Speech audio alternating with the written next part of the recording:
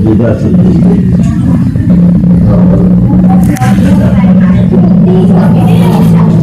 Kalau ada dunia maka ya harus maka al-mar'atus salih.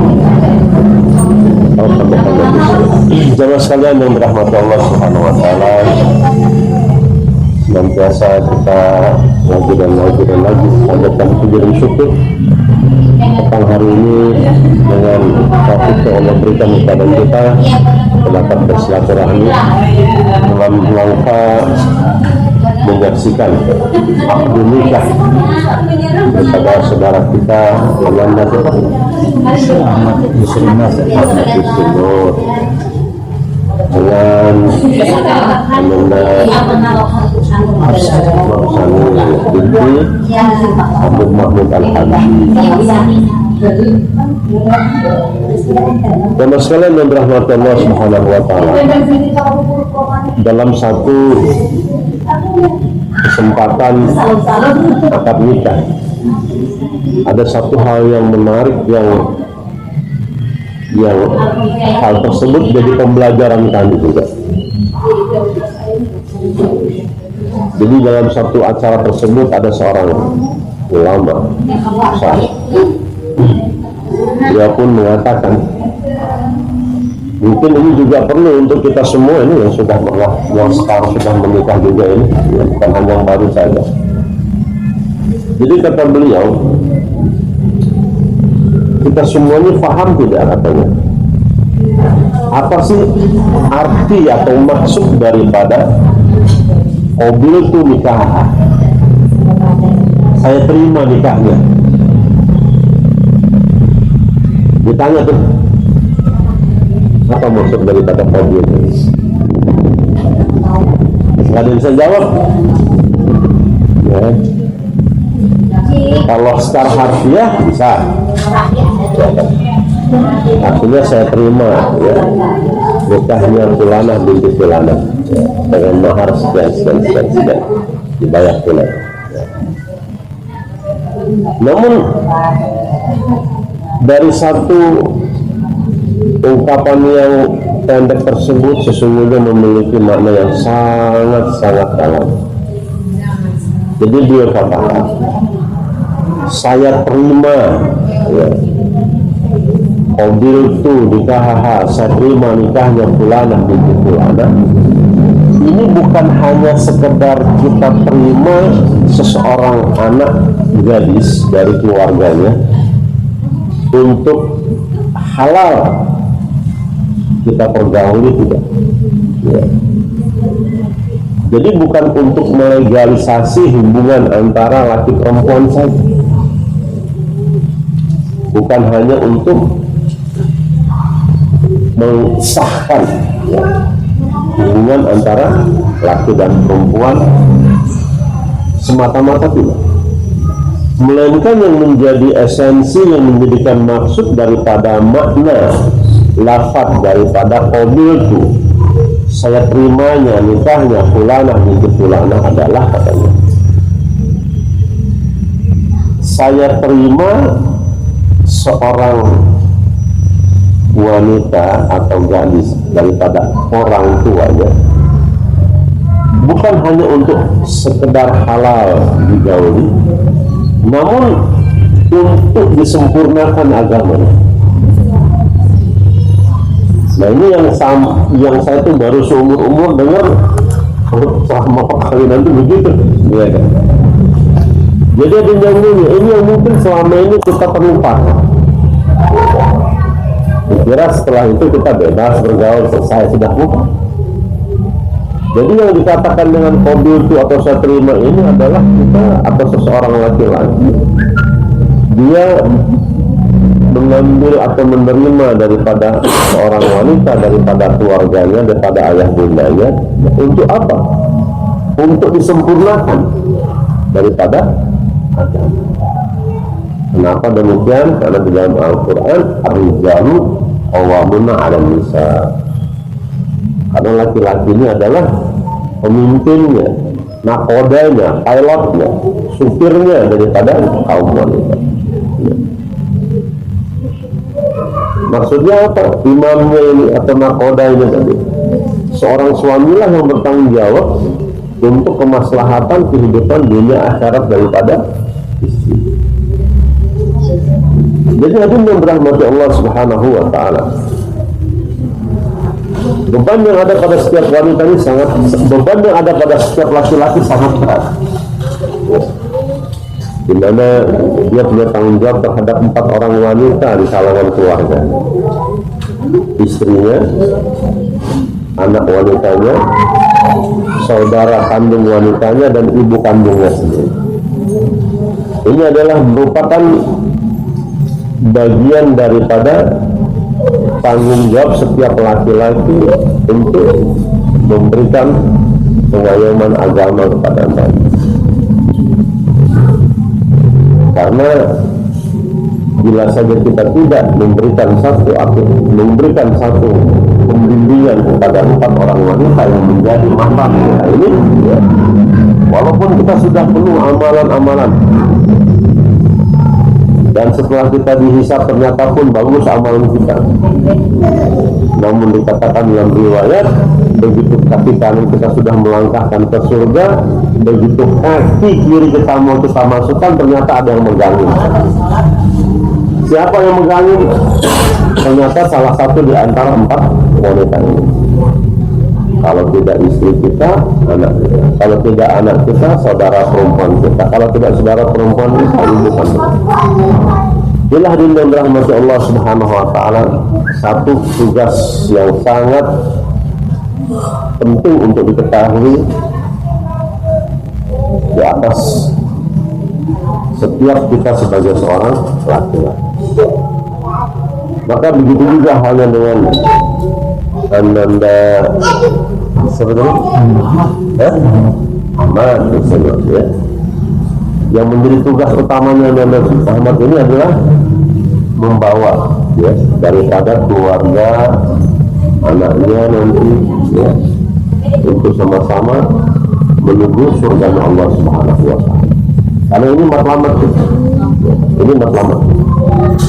Adapun secara umum, masya Allah, Nabi sabdakan an-nikahu nisful iman, dikatakan separuh daripada iman. Jadi dengan bernikahnya seseorang ini sudah 50% daripada keimanan itu sudah terjaga, ya. Sisanya apa?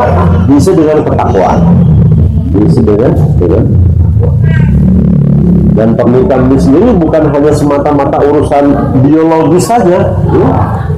Namun di balik pernikahan ini ada satu makna yang besar, yaitu apa? Yaitu nilai ibadah. Nilai ibadah. Semua aktivitas daripada kehidupan berumah tangga seseorang itu, bila saja diasaskan tuntunan baginda Nabi, maka dia akan bernilai ibadah. Sehingga dalam hadis juga dikatakan setiap laki-laki yang sudah berkeluarga itu, ya, amalnya dilipat gandakan dari 70 kali daripada yang belum berkeluarga.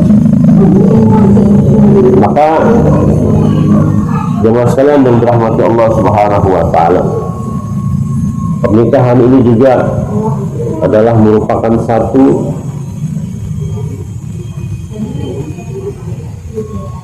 pertemuan atau silaturahmi daripada dua keluarga, ya. Yang mana maksud dari pertemuan keluarga ini untuk apa?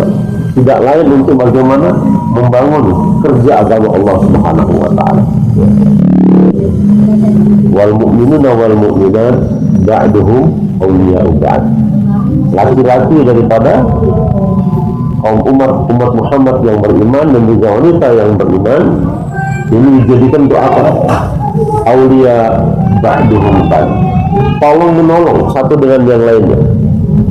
Dalam kepentingan apa? Bukan dalam kepentingan urusan perdagangan. Tolong menolong bukan dalam urusan daripada pertanian. Tolong menolong bukan dalam urusan daripada keduniaan, tidak. Tapi apa? Ya'muruna bil ma'rufi wa yanhauna 'anil munkar wa yuqimuna sholata wa yutuna zakata. wa yuti'unallaha wa rasulahu ulaika sayarhamukumullah innallaha azizun. Jadi dalam rangka apa? Di dalam rangka bahu membahu, tolong menolong untuk membawa agama Allah Subhanahu wa taala. Yuqimuna salata, menghidupkan taklim. Salat ini khitab daripada amal, kata ulama. Amal itu akan sama, amal itu akan benar, amal itu akan betul ketika kapan?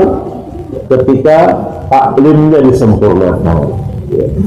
Jadi laki beriman atau beriman untuk bagaimana menghidupkan taklim, ya. Sehingga amalnya betul, sholatnya betul, ya, puasanya betul, zakatnya betul, istinjaknya betul, ya. Kemudian juga daripada taharahnya betul. Wa mimma wa yutuna zakata, berkhidmat, ya. Tolong menolong dalam apa? Dalam pengkhidmatan, ya. Memberikan zakat, ya. Wa yuti'unallaha wa rasulahu, dan sama-sama, ya, mengajak untuk bagaimana mentaati Allah dan Rasul. Mereka yang mendapatkan rahmat daripada Allah Subhanahu wa taala. Maka dengan rahmat Allah Subhanahu wa taala nanti rahmat, ya, telah dikatakan kan wanita ini terbuat daripada tulang rusuk, ya. Dia ini bengkok memang, ya. Kalau baka karasan bisa patah, tapi amun kita belamahan juga bisa umpat halus, ya. Maka bagaimana? Kita ambil yang tengah-tengah. Khairul umuri awsatuha, sebaik-baik keadaan itu adalah pertengahan, ya. Dalam suatu ketika kita bisa keras, dalam suatu ketika kita juga bisa lemah, ya. Cuman supaya jangan keras, supaya jangan berlama, ini harus saling berpaham-pahaman. Nah, ya, kalau pas ketika satu orang lagi emosinya naik, satu orang yang mengalah, ya kan, satu orang yang lagi naik, satu orang lagi mengalah. Jadi insya Allah kada bakal jadian, ya kan. Karena apa? Karena ketika sedang marah tadi itu tentunya setan ada di situ, ya, ada di situ. Ini yang kedua. Kemudian, ya, yang tidak kalah pentingnya adalah apa? Ya. Karena satu di antara tujuan perkawinan adalah untuk mendatangkan, untuk menyambung keturunan daripada umat Muhammad SAW. Maka yang harus menjadi pemikiran seorang ayah dan bunda adalah bagaimana menjadikan anak-anaknya untuk diinvestasikan kepada investasi akhirat. Jadi bukan untuk investasi dunia. Kenapa demikian? Karena biasanya orang tua ini kan tidak berhajat banyak kepada keduniaan anaknya. Katakanlah dia sudah membesarkan anak-anaknya sehingga anak-anaknya nanti menjadi orang-orang yang hebat, menjadi pengusaha-pengusaha yang sukses, menjadi pejabat-pejabat tinggi. Biasanya orang tua itu tidak berhajat, tidak berharap untuk dibalas jasanya. Kalau pangkanan minta ulahakan rumah, minta tukarakan mobil, kada. Orang tua itu insya Allah biasanya dia ikhlas, tanpa pamrih. Ya. Bahkan tidak jarang orang tua yang ketika diajak anaknya yang sukses untuk tinggal di rumah yang besar itu tidak mau. Ya. Banyak. Ini nama. Dia tempat dunia sudah nangali sini kali siapa-siapa dia rumah gana ucapan pembantu apa segala macam. Apa kata si ibu? Nah, sudahlah, biar ibu tinggal di rumah yang sederhana ini saja. Banyak kenangan-kenangan indah ayah bersama ayahmu di sini. Sudahlah, kau bahagiakan anak-anakmu, istrimu. Begitu biasa orang tua. Kalaupun juga umpat terpaksa paling sehari dua hari betul boleh pulang. Ya kan, seminggu boleh pulang. Nah, kita orang tua yang tidak mengharapkan dunianya anak-anak, ya, alangkah ruginya kata ulama kita tidak mengambil manfaat akhiratnya. Kenapa? Karena kehidupan akhirat kita akan jauh lebih panjang daripada kehidupan dunia, dan kita akan sangat berhajat kepada bantuan pertolongan di dalam kehidupan tersebut. Ya. Kenapa dikatakan kehidupan? Karena di dalam ilmunya Allah tidak ada yang namanya kematian. Yang ada hanya perpindahan alam saja. Kalau sekarang kita berada di alam dunia, besok kita jadi di alam barzah. Ya, setelah itu nanti di alam mahsyar, setelah itu nanti di mizan, sirat, terus akhirnya surga atau neraka. Sebelum di dunia kita berada di mana? Di alam rahim. Nah, siapa yang berjalan sejauh itu di dalam perjalanan ini nanti? Ya kita yang terakhir fulan bin fulan bin fulan bin fulan, ini yang nanti menjalani kami. Nah, di dalam setiap tempat kehidupan tadi ini itu memerlukan sesuatu, ya, cuma berbeda keperluannya. Kalau di rahim ibu kita hanya perlu sari makanan, manis placenta ibu kita. Kalau di alam dunia kita perlu sandang, pangan, papan, ya, kendaraan. Ya. Kalau nanti di alam barzah bukan lagi makanan, bukan lagi sandang, pangan, papan, tapi apa? Amal. Nah, kalau di dunia masih mudah, bisa kita usahakan. Di rahim juga lebih mudah karena langsung otomatis. Tapi hadirin yang mulia, di barzah kita sudah tidak bisa mengapa-apakan lagi. Ya. Yang bisa membantu amal kita adalah anak-anak kita yang soleh, yang senantiasa mendoakan kita. Inilah hadirin yang mulia, satu di antara maksud perkawinan dibuat. Ya. Bagaimana agar setiap daripada keluarga tersebut menjadikan anak-anaknya ini sebagai anak-anak yang diinginkan oleh Allah dan Rasulnya, yaitu apa? Melanjutkan daripada agama yang ada pada kehidupan manusia. Maka dengan mulia yang terakhir buat anak-anak, ya, bagaimana menyempurnakan separuh iman, ya, yang tersisa tadi ini, ya.